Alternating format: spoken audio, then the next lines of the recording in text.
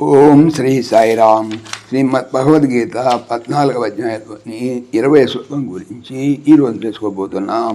సాయిరామ్. భగవానుడు గత శ్లోకంలో ఇలా అన్నారు: ఎప్పుడు వివేకవంతుడు గుణముల కంటే ఇతరమును కర్తగా ఎంచడో మరియు తను గుణముల కంటే వేరువానిగా తెలుసుకుంటున్నాడో అప్పుడు అతడు నా స్వరూపమును పొందుతున్నాడు. ఈరోజు చెప్పేటువంటి 20వ శ్లోకంలో ఇలా అన్నారు భగవానుడు: గుణానేతానతీత్య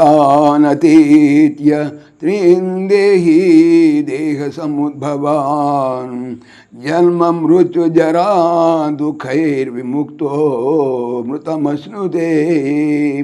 దేహి జీవుడు, దేహ సముద్భవాన్ దేహోత్పత్తికి కారణములకు, ఏతాన్ ఈ త్రీన్ గుణాన్ మూడు గుణములను అతీత్య దాటి, జన్మ మృత్యు జరా దుఃఖై పుట్టుక చావు ముసలితనము దుఃఖము అనువాని చేత విముక్త లెస్సగా విడుబడిన వాడై అమృతం మోక్షమును అనగా మనరహిత ఆత్మస్థితిని అశ్రుతే పొందుతున్నాడు.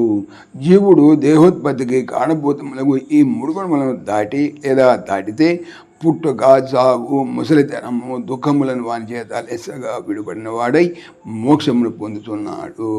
సాయిరామ్.